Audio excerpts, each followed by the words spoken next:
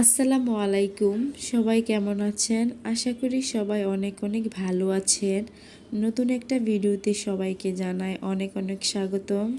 আজকে বানাবো সরিষা ফুলের বড়া, সেজন্য আমাদের জমি থেকে ফুলগুলো তুলে আনলাম। সরিষা ফুল দিয়ে বড়া করা যায়, আবার ভর্তাও করা যায়। কারা কারা বড়া বা ভর্তা খেয়েছেন জানাবেন। আজকে আমরা কোনো ভর্তা করব না, শুধুমাত্র বড়া করার জন্য ফুলগুলা নিয়ে আসছি। এই ফুলগুলো থেকে কিন্তু সরিষা হয়, সেজন্য আমরা এই ফুলগুলো অযথা ছিঁড়ে নষ্ট করব না। যাই হোক, বড়া করার জন্য কিন্তু আমি আগে ফুলগুলোকে ভালো পরিষ্কার পানিতে ধুয়ে নিয়েছিলাম।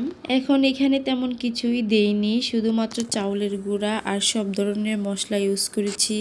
সাথে একটু আটা বা বেসন, এই সাথে বাটা মশলাগুলো দিয়ে দিয়েছিলাম। সবগুলো একসাথে দিয়ে ফুলগুলো দিয়ে এখানে আমি ভালো করে মেখে ডোটা তৈরি করে নিয়েছি।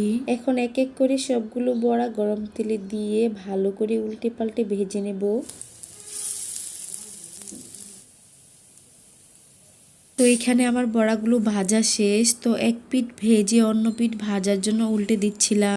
এই তো সবগুলো বড়া ভালো করে উল্টে পাল্টে ভেজে নামিয়ে নিচ্ছিলাম। এই তো আমার বড়াগুলো ভাজা শেষ, নামিয়ে নিয়েছি। তো ভাবলাম সবাই মিলে আজকে মুড়ি দিয়ে খেয়ে দেখা যাক কেমন লাগে।